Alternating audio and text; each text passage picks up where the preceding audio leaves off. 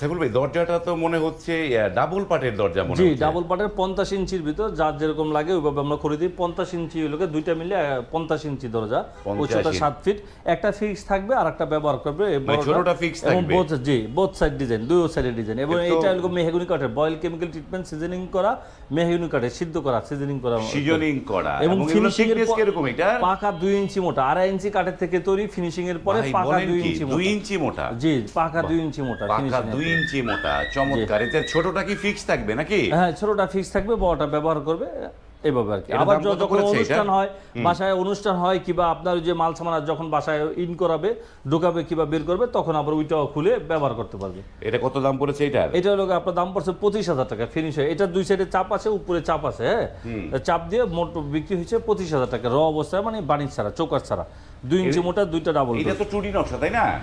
টুডি 3D এটা নকশা। 3D নকশা। হ্যাঁ হ্যাঁ।